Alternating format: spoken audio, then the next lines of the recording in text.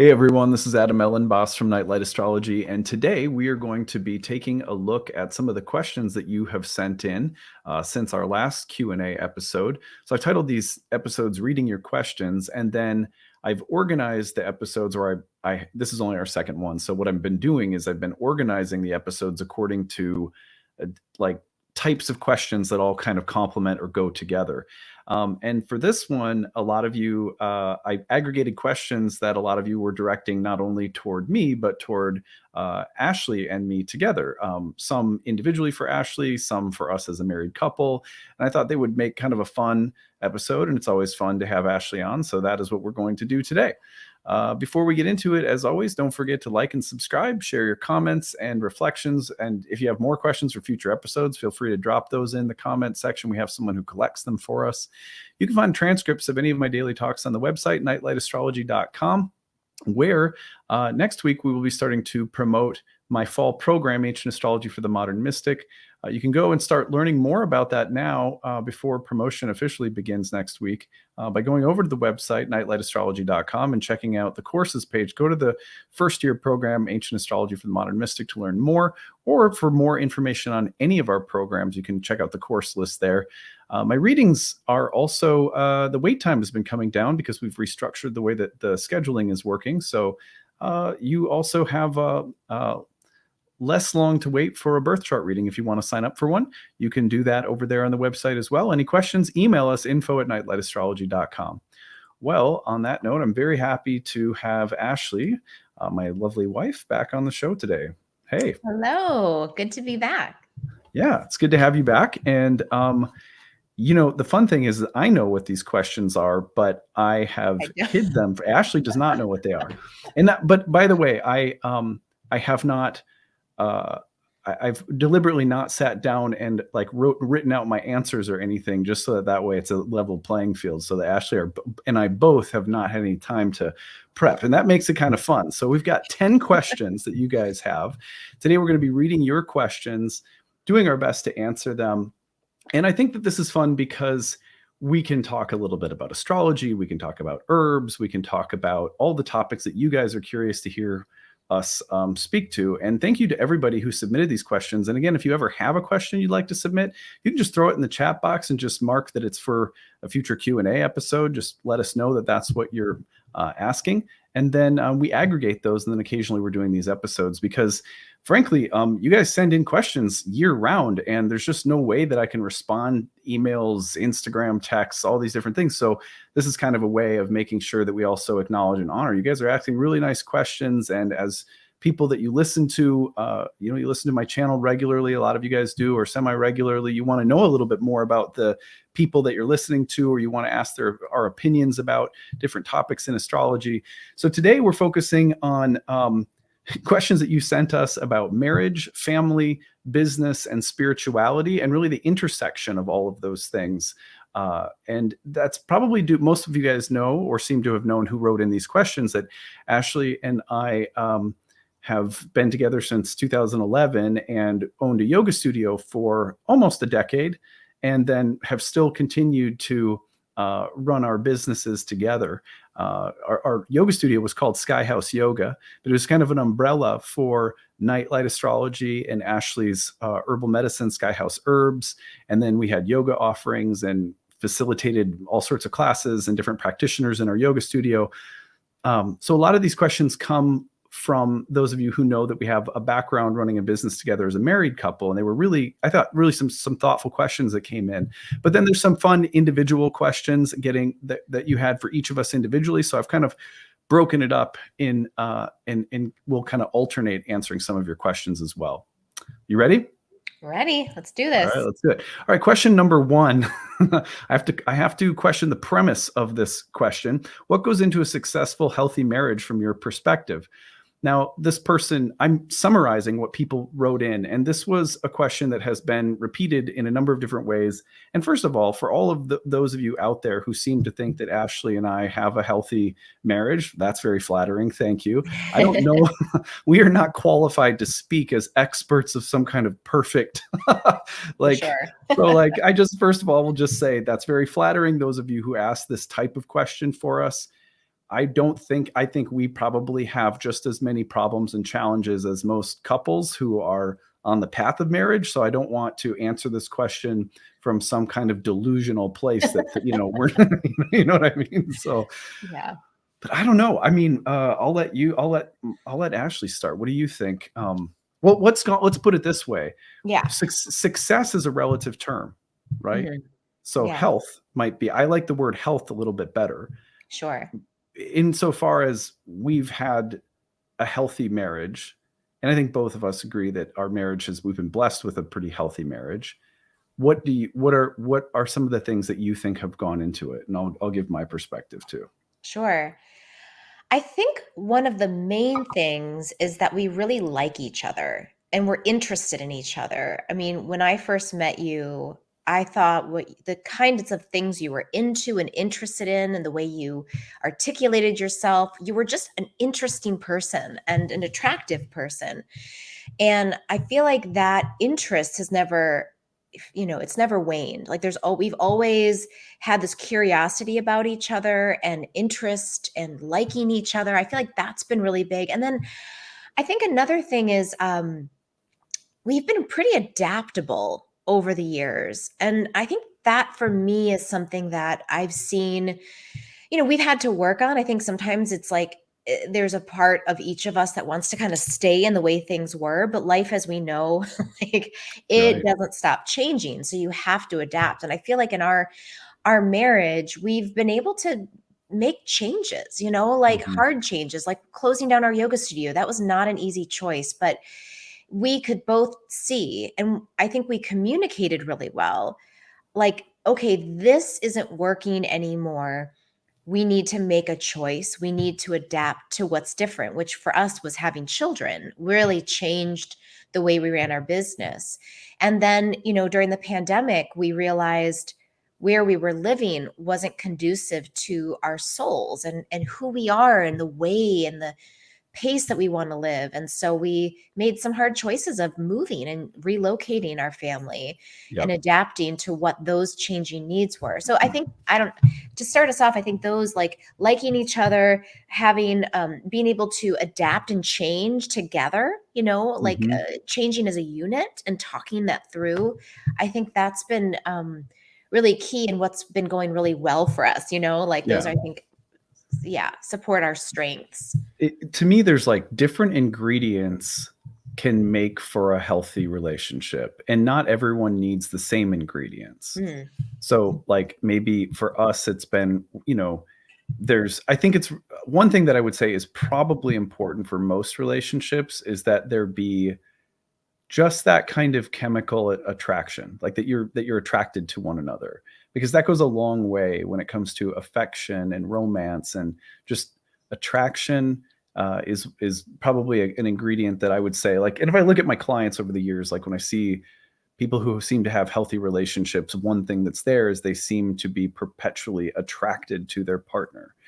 Um, so maybe that's one ingredient that's sort of more commonly a part of successful brews or like crock pots or whatever. But I don't know. For us, I feel like aside from attraction, interest, I would agree, is probably one of the biggest ones. I don't think that relationships I don't think as partners we need to be doing exactly the same things. But I think that like interest and even appreciation for what our partners are into and who they are.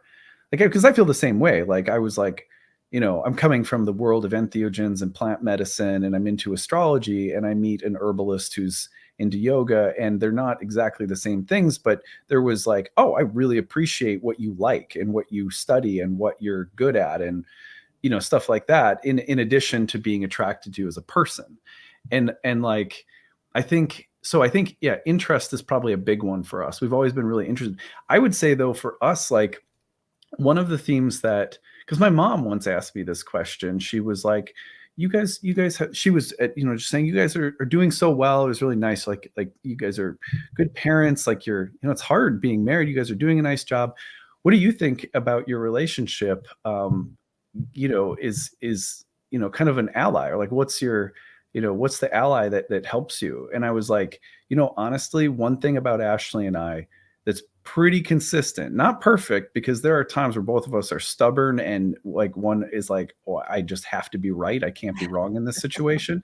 But I would say over the years, one feature of our relationship that I think has been really healthy has been that we care more about each other than being right. That there are times, of course, where we'll dig our heels in, but like pretty consistently, I know that if we're fighting about something, at some point, someone's just going to say, "Look, I love you more than I need to win this right now." Hmm. And Yeah. it's like it's one of the two of us will always do that, and I feel like that's I don't know. I just feel like that's for whatever reason, that space of like, I just love you more than I care to be right in this situation. And I feel like that's true for friendships or Hmm. relationships that are healthy in general, that you really care more about the person than defending your own position and things. If it gets to the point where it's like, okay, we're going to get hurt, or it's like, Hmm. you don't let it get that far where you're like, I'm just going to lay down my sword. I love you more than I care to be right. Yeah, that's a good one. And I do want to say though that you've always been historically better at that than me. My double Taurus, my heels get in the mud a little bit more. But I think that also points to something that I think has made our marriage last, which is being influenced, like being open to being influenced by each other. And I remember someone that I worked with, they mentioned this as like one of the things that they've seen in their therapy practice. For many couples is if you are able to be influenced by your partner, that's a sign of a healthy marriage. And I feel like, you were always able to, especially early on, lay down your sword and be like, look, you know what? I'd rather be wrong than be far away from you. And, I was like, whoa, because I didn't grow up with that. That was not modeled to me. So I feel like, watching you do that and say, you know what? I'm sorry, I'm wrong. And me being like, oh, and then saying, can I do that? And I think eventually then that became a practice because I was allowing you to influence me and change my perception of what a relationship looks like. And so I started adapting that and it felt so much better. I was like, wow, this Yeah. is a much better way to be with your partner. That's such a good point. Being able to be influenced by another person in a relationship, and I think this extends again to like friendships. Even I would say by the same token, over the years, I tend to be, I've tended to be the more structured, disciplined person with habits and practices, and you've really taught me not that I don't need them, but you've taught me I've been able to receive your influence in saying you can hold these things in a more gentle and less rigid way. Like you can have your daily this or your daily that, but you don't have to hold it in a way that's like abrasive or hard or like militant. So I mean, that's an example of how you've influenced me in the opposite direction. But I think that's a great point though. Overall, it's like, okay, so maybe it's important to be attracted and it's important to have interest or appreciation for who your partner is and what they're into. Adaptability and being able to change together, and being able to be influenced by the other person, caring more about the relationship than having to be right. And look, I think what we're talking about really is when we're at our best, because of course there's going to be days and little seasons in a relationship where these are the lessons you're learning because you're being we're being stubborn or something, so it's like, it's Yeah. not, I don't want to make it sound like we're saying that we've always, but these are things that we've learned, I You've think. developed. Yeah. Yeah. I guess the only other thing that I would think to add would be that for us sharing spiritual, both of us we've had different ways of pursuing divinity or spirituality or whatever we want to call it, but we've always, that's something that we've shared. And frankly, I think that one of the things I hear the most in my astrology practice from people who are frustrated in their relationships is that they're with a wonderful person, but they don't share a spiritual orientation. And that can be really hard. So, there's a lot that goes into the crock pot again, and not every ingredient. I don't think we're trying to say anything about what anyone else should do, but just, kind of some of the stuff that we've done. And so, I don't know, hopefully you guys find that interesting. Let's see, let's go into number 2. What is another question that came up in a few different forms was, what is the best and worst parts of running a business together as a couple? We get to the nitty gritties. Mm-hmm.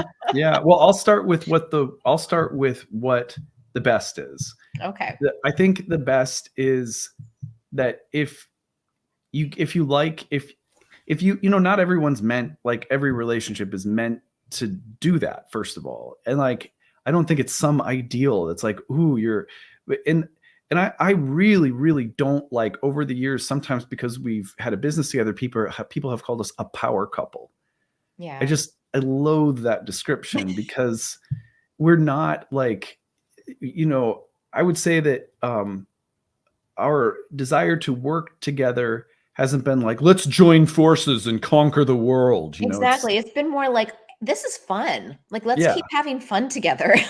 Yes. And that's my favorite part, is like, if you enjoy the person you're working with, and I think we really enjoy working with each other, and you have good rapport and you're able to, like, share and balance decision making and creativity, then it's really fun to work together. That's the obvious benefit, is it's just super fun, and you get to spend time together, and you get to share a portion of your life where, honestly, like, a lot of people, they don't see their spouse all day long, then until the evening, and then there's kids. And so we've been really fortunate to share our days together, often, in a workspace that's, creative and pretty fun. Yeah. Yeah. So can I go to the worst? Yeah. No, go for it. Don't hurt my Um, feelings. I will not hurt your feelings. I think you would agree with me on this. I think there's two things that are really hard. I think one is like personal space. I mean, right now we have separate offices, but in our first few spaces, we shared offices, and that was really hard. I remember you being like, "Do you have to type so loud?" And I'd be like, Like, your breathing is loud. So I think, like, the proximity, like, if you have a small workspace, like, that can be really challenging, because I think as humans, we need personal, like, we need to have privacy and space for some parts of the creative process. So I think that can be challenging. The other one We is did eventually get separate we offices. did, and that That happened changed. I pretty think that really quickly. Yeah. helped us with our work. And we would still, like, yell across, like, "Babe, do you want some tea?" Or, like, "Come in here and take a look at this thing that I'm making." And, so the proximity is nice also, because that creative flow can happen when you're near each other. Uh, One thing that I think is tricky, though, is expectations. Is, like, I think one thing that a lot of couples can run into when they're running a business together is they're expecting their partner to do something, and that might not be part of the original agreement. And there's this image of, like, every relationship, and I think this works really well for business, couples working as in a business together, is like, there's, every couple has two baskets. One basket is where you have your expectations, and the other basket is where you have your hopes, visions, and dreams. And so, if you can, instead of putting things into the expectation basket, you should always be putting more and more things into your hopes, visions, and dreams basket for your partner. So, like, basically anticipating, what are their needs? What are their hopes? How can I help? And continuing to fill that basket. Because otherwise, if you're putting your expectations if that basket's becoming full, then it creates more pressure and on the relationship as a whole. Yeah. And so I think, as long as the communication is really clear, and if you need something that needs to be done, like, my dad always used to say this, he'd, like, to my mom, where he'd be like, my mom would be like, "We need to clean out the garage." And my dad would say, "Who, you and the little mouse in your pocket?" Like, who's we? So, instead of being like, we need to do this, like, I've learned, if I want to see something happen, then I just do it. And maybe I'll ask for help, but I don't expect my partner to do things if they're things I want to have happen. Right. I would say another difficult part is a challenging part is that when you're working with, you know, someone that you love, there ideally you want to both feel like you're carrying an equal load and delivering equal results. But the truth is that in our history, it doesn't work like that. There Yeah. were times when the yoga studio and Ashley's yoga teacher training programs carried the bulk of our revenue. There's been times, like more so now, where Ashley's spending more full time mothering, and my programs are sort of carrying the weight. But I think it's a challenge, one that I think actually we've adapted to really well. It's not really a challenge for us anymore, but earlier on it was like, well, I'm supposed to be, my program should be as successful and and popular as Ashley's, or vice versa. And so I think you also have to, if you're running a business with someone, just recognize that there's going to be peaks and valleys for each person in terms of their, how much they're doing, how much they're capable of doing, and what the results are. And you can't keep score. You have to just trust that things will balance out. And as long as you have an understanding of how to ideally share the load Mhm. and share the results, no matter whose they are. Um, that's something we had to learn pretty early on. Yeah, yeah, and like this quote, like, "If it's good for you, it's good for us. If it's good for Yeah. me, it's good for us." And I think that Yes. is really helpful, is celebrating each other's successes because they're shared successes. That's right. Yeah, exactly. It's like I can't think of right now, although Ashley's not teaching her herbal programs, right? The success that I have doing my programs isn't possible if Ashley isn't doing a million things during the day with our girls right now, because they're little and at a stage where they need that. And that was the choice that Ashley made. I can't sit back and think, oh, well, this is my success and Ashley's success is with parenting. No, it's like it's a team effort, and everyone's success is everyone's success. That's really how we try to look at it. Well, this leads into question number 3 for Ashley. Ashley, what led you to your decision to take time off from herbal work and focus on mothering? Like, how did you get to that point? And several Mhm. questions like this have come in.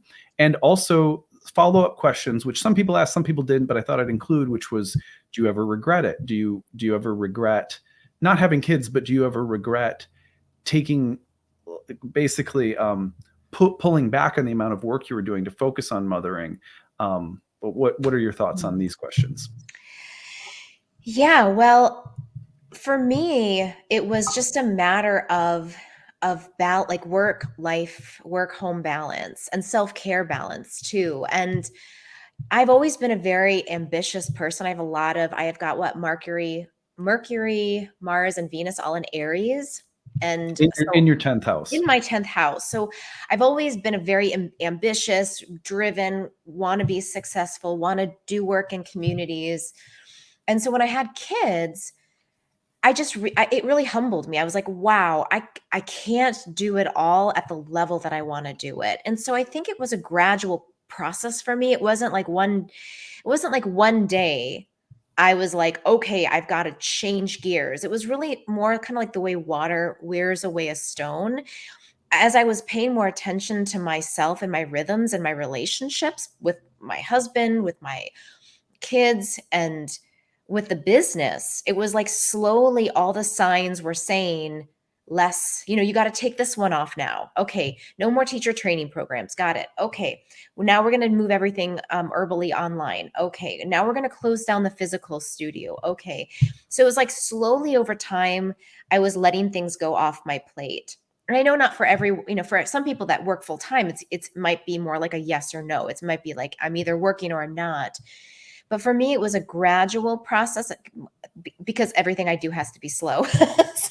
So it took time for me to realize it and to notice I was just able to be a better version of myself as I started letting go of more and more responsibilities at work. And it was interesting because as I was letting go of those things, Adam's work started to grow. So it was like it was like feedback from the universe. I was like paying attention, like, okay, how is it going to look and feel for us as a unit if I start to pull back? And then Adam's work started to build, and I was like, okay, this feels okay. This feels good. It feels like things are moving in the right direction. And yeah, I mean, I think for me, having my girls, I just, at this stage in their lives and in my life, like I can't think of any better work. And I'm still an herbalist. Like my girls are in the garden with me. We dry plants, we harvest vegetables We together. have our So our community herbal we medicine have our, gatherings that you've been hosting. So there's yeah, still yeah. So I'm still engaged in the herbal work, and I'm being still, focusing on being a mom. And I'm finding that they are actually, there's so much more crossover than I would have anticipated. I think I originally thought either you have to pick one or the other. Um, ultimately, but I've found ways to blend the things I love and my work with being a mom. And I don't regret it. I don't think I think early on it was hard because I missed community. And that was when COVID hit too. And I just felt really kind of isolated and alone. And I don't think I don't think that's unique to me during that time. Uh, so I don't regret that change at all. And I know that as my girls get older, that I can build my career back if I so choose. And right now I'm in a place of just really appreciating and being happy where I am and keeping my finger on the pulse of the herbal world and doing workshops here and there, doing interviews with herbalists. I taught this summer at a few herbal gatherings and did a few different workshops and conferences. So I don't think I'm will ever let that thread go completely of my work, but it's I'm letting it be I'm letting it kind of be an underlying uh it's like a underground well now rather than it being a river that I'm trying to, move and like direct. So, sometimes I think of it like a fire that you're continuing to tend to. You're not like it's not the massive bonfire that it was, but you're also not letting it die out. yeah. You're keeping that flame lit. No, the next question is also for you, and this came the person that wrote this one was sharing that basically there's a lot of women out there who don't have a choice to be a mom or to work. They have to work, Yeah. and a lot of people are in that situation, whether it's single parents or both parents are working to make ends meet. And this question was, broadly speaking, what advice would you give, or what's worked for you so far in terms of balancing your own needs or your own spirituality with being a mom? And then this person added, and maybe by extension, those mothers out there who are also working full time. And Ashley's did have a period for several years of working full time and mothering, and so she can speak to this, but it's obviously not the exact. You're able to focus a little bit more on mothering now, and so that takes a little bit off the plate that some people may not be able to hold. But and then by extension, this person was just sort of asking, what kinds of practices or what kinds of self-care habits do you have that go into keeping that balance? Hmm. It's a really good question, and I feel like I'm still figuring it out. So you know, uh, yeah, I don't have like a tried and true formula. And I think I've learned a lot from what doesn't work, like I think a lot of things I've tried, like being really rigid, like wake up, do yoga, this, that, and like being really rigid didn't work. And being really kind of lazy didn't work. Like letting things happen didn't really work either. So I think at this point in my life, one thing I've been really developing is being able to actually hear my own needs. Like for I think most of my life, I didn't even know what I needed or wanted, or like, I was very outward oriented. And while I was a yoga teacher and like I really had to work hard on cultivating that inner space. And I'm still doing that. And for me, taking a little bit of time every morning to just check in with myself and say, how am I feeling? And sometimes it doesn't happen in the morning, but just at some point during the day. Ashley, how are you? Are you doing Mm. okay? have you had enough water? Do you need a little walk? Like I'm like a, complicated, dog or like house plant. It's like, did you get your sunshine? Did you get your water? But sometimes just asking those simple questions and taking that moment to ask, to check in, will really help me orient how I use my energy and how I use my resources during the day. Yeah, one thing that I'll just interject really quickly here. One thing that you've started doing and that I've seen really work for you, especially when you're in the space of like the chaos of the kids and their wildest, moments or whatever, is you'll tell the kids, you'll literally say, "Mommy needs to sit down for a minute and just check in with herself and see how she's feeling, and I need to take care of myself for a second." Right. And our kids are a little bit older now where like they can play and stuff, but Mhm. taking that moment, or when the kids were littler, you would ask I would me. just walk outside. I would be like, "Babe, mom, like I need Yeah. a sanity moment. Like I just need to stand outside and like stare into space for a minute to Well, figure out what's you happening." you'd be like, if and don't be surprised if I wander off into the woods and never return. I always came back though. Of course you did. But like, I think that is such a simple, powerful thing that I've seen you bring in, and you've taught me to do too, which is just in the midst of chaos, when we're most likely to start, I don't know, protecting ourselves, self-medicating in not so healthy ways, whatever, to just sit down and be like, I need to check in with myself and see how I'm feeling and what I might need in this moment. And obviously, like, we're both still completely insane people, and we don't have anything figured out, but I've seen that really work for you in terms of just catching your breath, and especially when it's like, okay, I'm close to spinning out, let me just sit down and check in. Yeah, yeah. So I think that's like that's the core practice that I have. And ideally, if I can do that in the morning before the kids even wake up, Adam and I have a practice now which is really helpful, where we just sit and we read together, and just having that quiet adult time. And I think being connected to, for me, being connected to you as like, another stable base, and making sure that connection stays strong throughout the day really helps me from spinning out. And I know not everyone, has that. So that might make those check-ins, or even checking in with a friend, just like having points of checking in with yourself and checking in with those who you love, can be really helpful. And in terms of being present, one thing that I've been doing lately with the girls that I think has been really helpful for all of us is like getting down to their level. Like Summer's screaming because the shirt doesn't fit the way she wanted it to, and her hair's sticking up weird, and it's like insanity. It's like, okay, I want to say it's not a big deal, let's move on. But if I can actually just get down to their level and like literally get eye level with them and take a deep breath and just acknowledge, like, you're having a really hard time right now, aren't you? Yeah, I am. And then just like, acknowledging where the girls are at in that moment, and then letting them just, like just creating a little bubble of safety for me and for them to just be present for, like, even if it's just like 30 seconds, and then like gathering ourselves together and then being able to transition to the next thing. Because I know when I try to bulldoze and push the kids through feelings and push myself through Mm. discomfort, it always backfires. Right. Yeah. I think, again, like, the answer that is the most sincere and real answer is, well, it's very flattering that you would think that we would have any answers to Right. these questions. It's very easy to project a nice little image of ourselves, in social media, because this is what we do for a living. And we're not going to project images of ourselves, with not having bathed, looking like we got punched in the eye, got in a fight with a raccoon, and Right.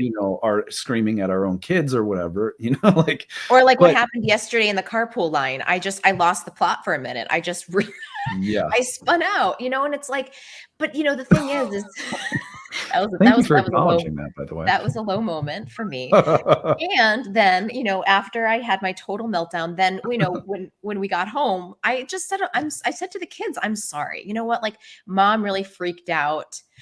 I didn't know, like, it was a really stressful moment. They were telling me to go, but the kid was in the car, and there was just this whole thing. And, just being able to say to them, like, I had a hard moment and I wasn't my best self, and I'm really sorry, and I'll Yeah, do better tomorrow. honestly, like more than like practices and theories and ideas about how to be the best anything, I feel like just the ability to keep it real and be human and laugh and acknowledge your own absurdities and failures, that goes so much further, whether it's marriage or parenting, than anything you're proactively doing to be flawless. It's like, it's actually just kind of like, I think we're all just doing our best. And the thing that probably helps more than anything is being able to laugh at ourselves and say we're sorry and just keep trying. But anyway, next question. Adam, can you explain your business model? It seems cool, but I don't really understand it. How did you come up with it? So I got a bunch of these types of questions, and I thought this one was, it's worth explaining. So there's a whole history behind it. So when I started my astrology business, there was an organization in New York City, and I don't know if they're there anymore, but it was called something like Yoga for the People or Yoga to the People or something. And it was donation-based yoga. And I went to the studio and I thought it was really cool. I just thought, this is awesome. At the beginning of my astrology practice, I needed a way to get experience and clientele. And I didn't feel right charging some kind of standardized rate when I hadn't yet had any experience. I was in an ayahuasca ceremony and I had a kind of like a visionary idea / epiphany.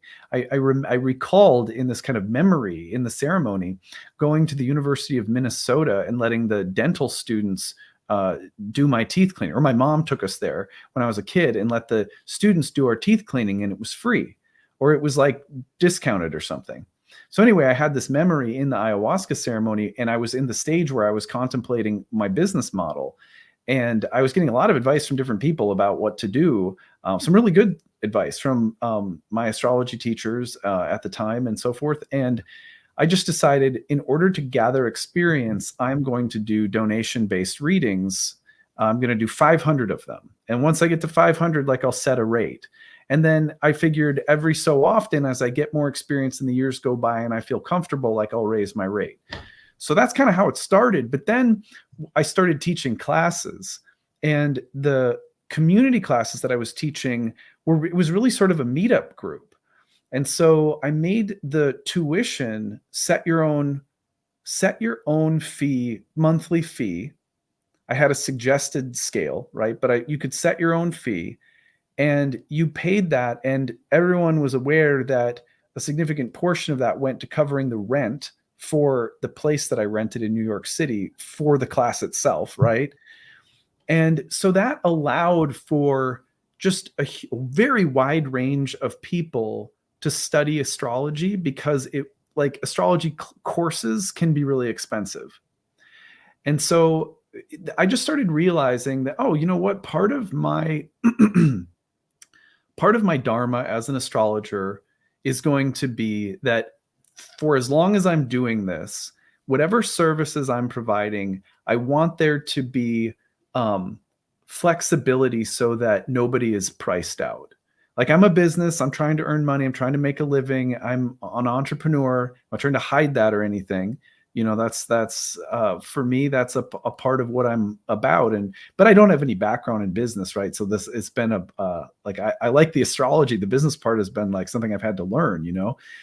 But anyway, I thought, no matter what, though, I want to make sure that all of the courses I teach, workshops I host, are like our entire speaker series has always been free, open to the public, or by donation. And all of the content that I produce online, at the end of the year, I ask people, hey, pitch in, and here's discounted prices on my courses and stuff as rewards. If you enjoy the content that I put out there for free, that doesn't price anyone out, then pitch back in through the Kickstarter, and that's how I earn my living. We try to give good rewards in the process. All of my classes have donation-based or sliding scale or reduced rate tuitions at different stages. We've had different ways of doing it, but my vision is to make sure that a spiritual subject like astrology is affordable. At a certain point, because I had a limited amount of space and time, I had to set standardized rates for my readings. But in the new year, our goal is in 2024 to be launching a reading clinic that will bring back that original donation basis, so that readings, we now have a reading service for people that doesn't price anyone out. And then all of our classes, I would say 50% of our students over the course of the history of Nightlight Astrology, we've had thousands of people go through our programs. Probably 50% have been on some form of need-based tuition because they otherwise couldn't afford, the rate of a 1 or 2 year astrological training program. So, I'm not like I'm not a nonprofit. I'm a for-profit business, but I try to make sure that in the way that we do things, there's consideration for people coming from different economic situations. And I'm especially passionate about making sure that, like the ancient astrologers said, anyone who has a sincere desire to study astrology shouldn't be turned away because of money. That's literally written in a text by Firmicus Maternus that it's left a really deep, lasting impression on me. Ashley's herbal programs always had sliding scale tuitions. Our yoga studio had donation-based classes or set your own rate memberships. So this is extended into our yoga and herbal work over the years, that we've always worked like that. And then probably most notably is the Kickstarter that I do at the end of the year, where, like I said, I produce the 5-day-a-week content year round. And I'm like, hey, if you value it, donate. And that's how I earn my living. And then hopefully people also can take advantage of the various rewards that we offer. So you're not only donating and getting great content, hopefully year round, that you love, but you can even get, a reading or discounted tuition on a class or something like that. So I like to think of it as, a vision of openness economically, that is about making sure that we're stewarding the wisdom and intelligence of these subjects in ways that don't turn anyone away, that really meet people where they're at. We've given out tons of scholarships over the years too, while also, trying to earn a living and be a successful business. So that's kind of the gist of it. Do you want to add anything to that? Your notes or observations over the years of how we've done business? Yeah, I mean, I think that was one of the things that really attracted me to you, was just that generosity of spirit, and just, like, I'm really doing this because I love it. And I trust. I mean, there were so many points along the way early on for you, and I know for us when we started Sky House, where we were like, are we going to make it? Like, but we always did. It was like magic. It was like, okay, we trust God and the universe that if we are doing what we love and we're doing it, if we're in integrity in what we're doing, we'll never be home. We'll have everything that we need. And Yep. and it's been amazing to see how it's been true. It's like, I just remember times where, like, we don't have enough for rent. And then all of a sudden we'd get somebody make like a large donation for one of our programs. And we'd be like, we can pay our rent, Yeah. So Yeah. it's been pretty magical to see that. And then having some times when things get really quiet, and it's, Mhm. you get really aware, Yeah. Yeah. like your senses get piqued and you're like, okay, this is a moment. We need to just Yeah. be really aware and cautious. And I think that's part of the magic of living in the spirit of this model. Well, the next question follows, which is, how do you balance being spiritual with being an entrepreneur? Well, I'll just say briefly that, there are ways in which the two things in this world are definitely like opposites. The desire for power, wealth, success, prominence, fame, etc., is a huge temptation that is a part of any business endeavor, especially when you start tasting a little success. That's just honest. Like, I will tell you that, up until very recently, when we started doing a little bit better, it was very, what's the phrase, hand to mouth? Is that what they say? Yeah, Yeah. it was tight, like, all the time. And so we're not, it's been very new for us to not be in that mode because the business, and it took 10 years of operating the business before the business sort of climbed out of the margins or whatever. But I would say that it's easy once you start doing well and you're not as worried about, you know, the things that we were more worried about, like will the business even last, right? You get, but you know, in my experience, the thing that keeps it spiritual is like, it's just because you have some success, earning money or as a business that you're doing well, that doesn't mean that somehow you've drifted from your spiritual center. It's not evidence that somehow you're a less spiritual person because you're doing well. To me, the evidence has been when I start forgetting that, you know, I think about like the universe giveth and the universe taketh away. Mm-hmm. And if what has come in, came in ways that I don't fully understand. It wasn't like a part of some plan that we had. It just sort of happened because we just kept at it. Then I also recognize that at any point it could leave. And what I've noticed is that at the times where I'm drifting from my spiritual center, and that does happen for me, I think it happens for everyone, then I start to take things for granted. I start to think this will be here forever. This won't. And I think for me, it's about maintaining that humble, it's like, you know, I got to keep my sandals off. I'm on holy ground. I don't take anything for granted. Don't act like it will all be here forever, the success that you're having or whatever. And to me, I think no matter what level you're at as an entrepreneur, I think it's about recognizing that you're ideally, if you're doing something spiritual, you know, for a living, in other words, that you're remembering what it's about, why you're doing what you're doing. And then when success comes, you're also remembering what it's about and why you're doing what you're doing. And you're not suddenly letting all of your values and practices get distorted. You're not suddenly acting like, well, now I'm someone totally different and I can't, this will last forever. And it's almost like, no, like the I Ching for me has been invaluable in some of these lessons. Like, you know, you just when things are going well, that's when you have a tendency to trip and, you know, over the tiger's tail, and then the tiger will turn and bite you. So it's like, I think the stakes actually get a little bit higher if you're a spiritual person as an entrepreneur, because with success materially comes the temptation to fall asleep. It's a big part of it. And I think that's been that the challenge has just been how to stay awake and how to stay humble and how to remember what my values are and not get lost in the distraction of success. Because ultimately, you know, the success you have too is really about what do you do with it? You know, it's like you just want to get stuff or what I'm not, and I don't tell anyone how they should live or how they should spend their money or whatever. But, you know, for us, I would say, for example, you know, when we do well, for us, it's about, well, let's make sure that we can at some point retire. We're in a job where there's no one looking out for our retirement but us, right? So that's a big deal. There's no 401k. Yeah, exactly. So like a lot of the success for us that we've had on a business level is going into making sure that we're okay as small business owners with no one else looking out for us when we retire.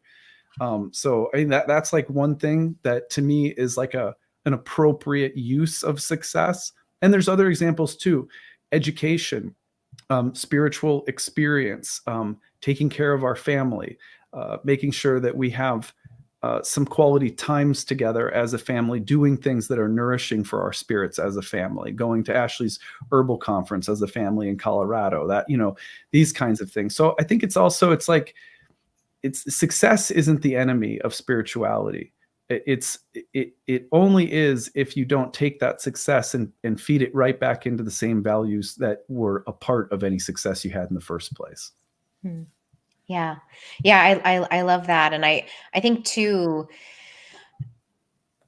just, you know, if you really believe in God and you really are a spiritual person, then in your work, you're paying attention to the signs and you're really open to feedback. And I think that that's one way for me that I have tried to pay attention and really listen to higher wisdom is like, what's the feedback I'm being given? Like, oh, I've been sick 5 times in 4 months. Like, that's feedback. So what am I doing with my work that's off balance, or how am I off balance here? And just, yeah, like things like that, just paying attention to what the feedback is and then adjusting accordingly. Right. Right. I think like one of the things that you also have to, um, so at least for someone like me or Ashley, who are also projecting an image of ourselves out into the public as creative content producers, there's a performative element to what we do. It's like in making sure that I am not getting overly identified with a persona that is a part of what I've constructed as a business owner. It's like, who is that was a huge part, for example, for me, of going through the spiritual initiation, changing my name, and then realizing that there was something about all of that that was the construction of a kind of spiritual persona that wasn't really who I am. And like that was a really difficult learning experience for me. And I think there's just something about being in the public in general in our jobs where part of it is about balancing the project, like managing a projection, a social construct that you've created as a performer, as a creator, but it's like your little avatar, but you can't get identified with it. You have to step away from it. I think some of the biggest traps for me have been that I tend to get, especially when you get trolls, right? Like people who are just brutally criticizing you or attacking you, that then there's this desire to defend myself or manipulate my image in a way that avoids getting any kind of response. And getting caught in all of that stuff is a very easy place for me to come right out of my spiritual center and start caring about very superficial things. Yeah. Anyway, number 7, Ashley, what advice do you have for people who want to study herbs but have no idea where to start? Wow. That, I think it depends where you live and what kind of things you're interested in with herbs, because there's a lot of different, like herbalism is such a big field. Some people really want to approach it from the science end. And there's certainly programs that are more science based. Some people really like the folk traditions and medicine making.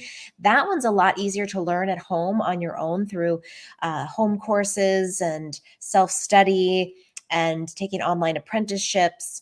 And then, then there's more kind of like spagyric, kind of energetic, a little bit more of the, yeah, I guess like the pattern, like where astrology and herbalism blend, and that would take more study and more time. So I think just sort of looking at, I think you can enter in from any place, but I think it's really important as a beginner herbalist to figure out what sparks your joy the most about plants. And if it's just simply gardening, then start there. If it's making medicine, start there. If it's reading the science, find some good books. And then as you start with the part that you really love the most, you'll start to see the doors open and you'll naturally meet people and find your way into courses, programs, or just even friendships and local communities where you can plug in. Sub question that I thought I might omit because I didn't want to put you on the spot, but now I feel like putting you on the spot is, will you ever teach your herbal programs again? Someone asked. Question mark. I'm not I'm not sure. I think I know right now in like the next year the answer is no, because I'm still in mom mode and that still feels like where I need to be putting my energy. I do think eventually I will. I loved my apprenticeships. I had a year 1 and a year 2. And I love teaching. I love seeing people like light up when they start to understand these connections between plants and energetics and chemistry and botany. So I don't think I'll ever stop teaching. But how that works, I have other ideas too that are kind of brewing of different ways of offering, like maybe in like segments or modules, like maybe doing like like a 6-week module in one particular area, and then people can put these modules together and then get a certificate. So I'm kind of like in the dreaming. I'm in the cave of dreaming right now in terms of how my programs will come forth in their next phase. Fair enough. We have just a few questions left, and we'll maybe try to do these like lightning round Yeah, answers. got it. Yeah. What are each of your spiritual practices? What would you recommend for someone who wants to start a spiritual practice but doesn't know where to start? Same kind of question about the, like the herbs. I would say, first of all, one thing that we share together is we both attend Al-Anon, which is really super helpful. For a lot of people out there, 12-step programs, if you have a background with addiction, can be an amazing practice. Often the working the steps, the different literature, and Ashley could say more about that. But we both do Al-Anon. In the mornings, we typically read a little bit from a few different devotional texts, some poetry, and then we usually are reading some kind of spiritual text. Maybe like right now we're reading No Bad Parts about internal family systems. Like we'll read things that are uplifting and educational for the soul, the spirit, psychology, stuff like that. We each also see a therapist regularly. I see a Jungian, and so I think those are like really important, like Al-Anon, weekly therapy, and morning devotional times. Those are probably the main three. I've gone on and off to Quaker services, which are kind of a communal silence, which is really beautiful. We've gone to an Episcopal church here or there, and we go to Taizé, which is a kind of choral meditation. It's really beautiful prayer service that the Episcopal Church has on Friday nights sometimes. But we do all sorts of stuff. There's a cacao circle Ashley's gone to, and ecstatic dance sometimes. Ecstatic dance, so I think it's we have kind of a crock pot of different things going on. For me, for years it was mantra meditation. We've had yoga practices over the years, so I kind of think it's different at different stages, and the main thing for me is that sacred time before I make content every day. That's really always been really important for me as a content creator, that prior to sitting down, that I've taken some time to be with my soul. And right now that's been in the form of Ashley and I returning to some of the practices we had before the kids were born. Mm-hmm. Yeah. And I'll just add, in addition to all of the things Adam just said, for me, time outside is a big part of my spiritual health and practice. So for me, gardening or taking the dog on a walk, or sometimes literally just stepping outside in the front yard and like looking at the moon and just taking a few deep breaths, like that does wonders for my soul. So, but I think if you're looking to start a spiritual practice and you don't know where to you don't know where to begin. It's like my last question, just like what inspires you? Like what practices or what elements of spiritual life really draw you in? And then just making sure that you create daily time for that. Yeah. I mean, journaling, walking, to me, for many people, I also consider, I work out at the gym 5 days a week with a trainer. Not everyone can do that, but I think exercise for many people is a spiritual practice, because it's not just working your body, but when you work your body, the stuff inside of you that, when you move your blood and you move your breath, you move stuff, and it comes up for you to look at. And so exercise, honestly, for a lot of people is very spiritual, and there's so many different ways to exercise. Number 9, what are the biggest mistakes you've made as a business owner? Let's just list a few rapid fire. You go Okay, first. I'll start. Trying to do too many things, jack of all trades, master of none. I mean, for me, just trying to please too many people and do too many things because that's what other people were telling me they wanted, rather than really focusing on what I loved and what I was good at, like my natural gifts. Yeah. For me, it was the realization. I used to be someone who thought if there were 5 emails in the inbox still at the end of the day, that meant I had to answer all 5 of them. And I was just like like a dog with a stick that won't let go of it. I just didn't trust that I can take time. Those things will be there tomorrow and I can get to them tomorrow. I used to have this kind of urgency that like everything would fall apart if I didn't get everything done today. Yeah. And that caused me, and the thing is that it's like one of those digging a hole in the sand, and then the sand just keeps pouring in. So I realized this is weird, and maybe I'm making this up in my head, but it felt like once I realized that I could just take a little time and be like, okay, I got a lot done today. I'll get to the rest of that tomorrow.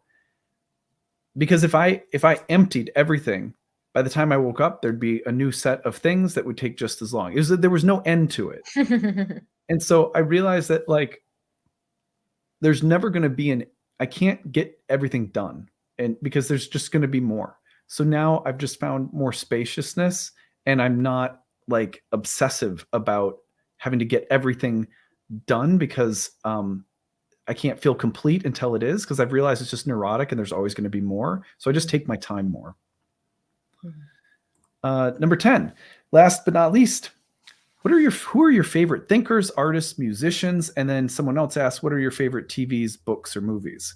Ooh, can I go first? Yeah, go. Okay. So I would say like the person who inspires my soul is Mary Oliver, who is a nature poet. And we read her daily, and I read her sometimes even more than that. And I read her to my girls. I have my girls read her poetry. So for me, like she speaks a language that I need to hear regularly. So she's been a huge influence on my life. Jerry Garcia, as like an artist and musician and thinker, and a sort of cultural revolutionary, has really inspired me since I was like 15. I've just always found the Grateful Dead and the work of Jerry Garcia and Robert Hunter and like their lyrics, just all of like that whole world is like a big part of my consciousness and has really shaped who I am.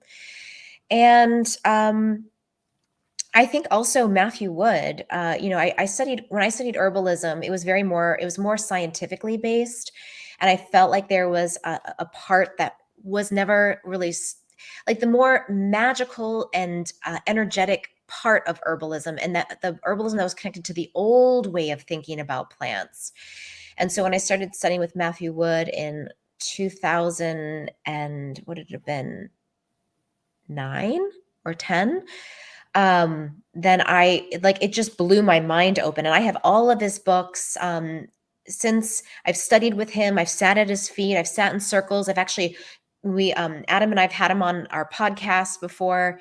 And now we're friends, which is so cool to like, like I could just email Matthew Wood and be like, hey, Matt, what do you think about this? But if you don't know about Matthew Wood's work, one of his books that I think is absolutely essential to have is called The Book of Herbal Wisdom by Matthew Wood. And that's, I think, an herbal reference everyone should have. Favorite TV shows. We're watching Outlander right now, and that is by far one of my favorite TV shows series I've ever watched. Movies, I love Amelie is one that really has stayed with me.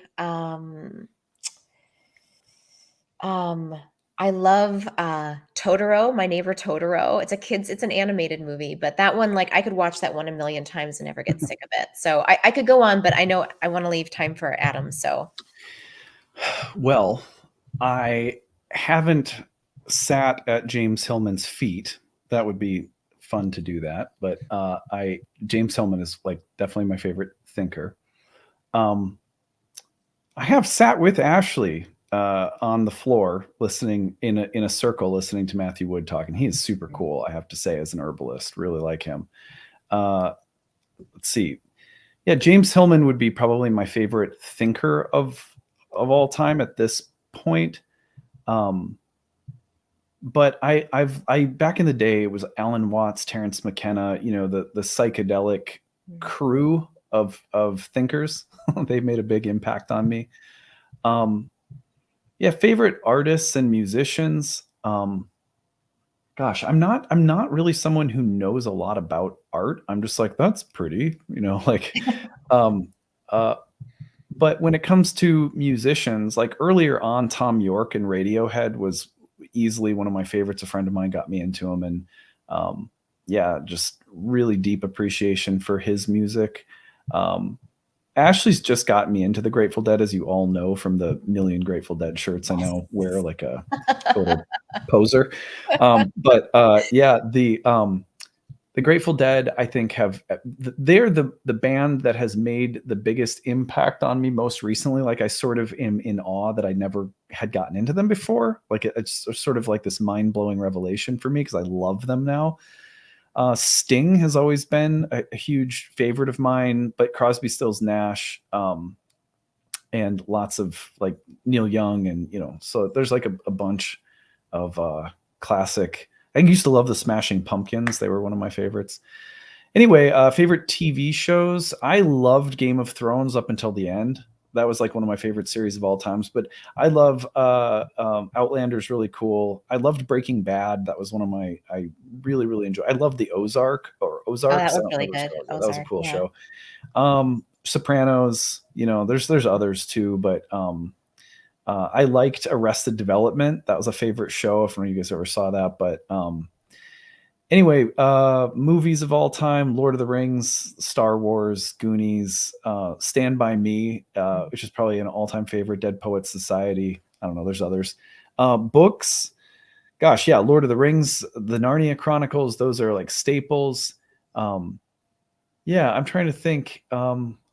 Books. I have read so many books, that it's just sort of hard to like grab one.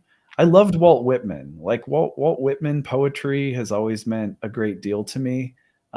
So yeah, and I can't think of it. Lord of the Rings, probably easily my favorite books of all time, though. So I don't know. Yeah, that probably rounds it out for me. I thank you guys for these fun questions. This was super fun. Really enjoyed it. I want to point you guys over to Ashley's work if you want to check it out. I highly recommend hitting up her YouTube channel, Skyhouse Herbs, where she has weekly videos on plant spirit medicine. You're going to find a lot of like the doctrine of signatures and a symbolic way of approaching plant medicine. It's not just like herbs and science, it's herbs, science, and symbolism. It's a bit like someone who's going to teach you how to look at plants as omens in nature. That's how Ashley's vibe is, and that's why I love her. So you're also going to find her on Instagram, Skyhouse Herbs. And then if you want to check out the website for upcoming events that we have, especially in the community medicine garden, that is skyhouseherbs.com. Anything else you want to add in there? Yeah, we've got one more community garden gathering for September. So if you are listening to this and you're in the Minnesota area, you can go to skyhouseherbs.com, click on events, click on garden gatherings, and you can get the details for that event. And then I just want to say too that we are in like the dreaming phase and planning phase of a retreat for next year. So stay tuned for that, because I'm really excited to bring our minds and our hearts together to offer plants and planetary retreat content. Yeah, for sure. I want to add, by the way, before we close up, it is so nice to receive all of your questions. And please know that we are aboard the same ship of fools as all of the rest of you. We don't know shit. So I just want to end by saying that, because it's really important. Like, we do not consider ourselves experts on anything other than. We should have like one of those like little labels, like everything said in this like video, like please consult with exactly before administering. Consult with just about anyone other than us. No, I mean, it's so nice to gather your questions, and we are learning and just like everyone else. And if anything we've said today is helpful, then mission accomplished. And otherwise, we hope it was entertaining. So thanks for being here, Ashley. It's just so much fun to make content with you. I love you. I love always. You too. All right. Thanks, everyone. We'll see you again soon. Bye. Bye.